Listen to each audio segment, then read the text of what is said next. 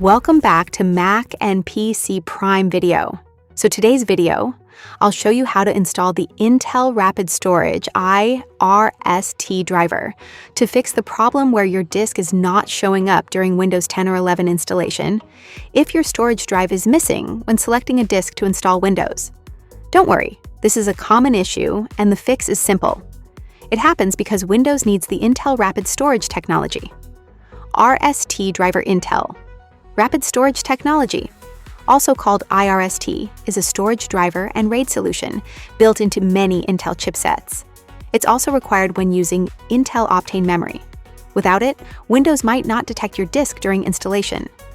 I'm installing Windows on a Dell, an HP and Acer laptop or desktop.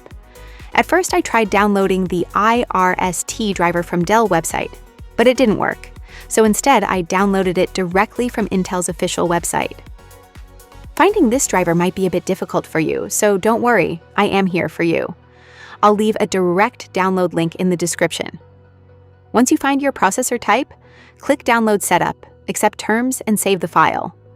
Now we need to extract the downloaded .exe file.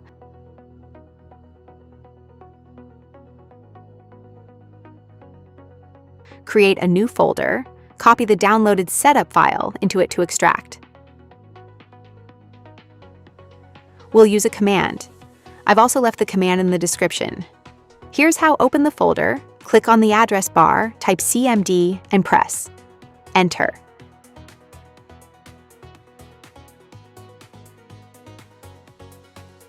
In the command prompt, paste the extraction command after running it.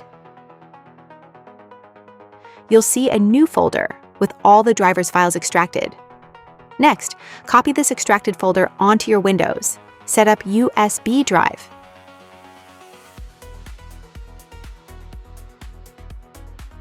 Now plug the USB into the computer where you want to install Windows Boot into your normal Windows installation.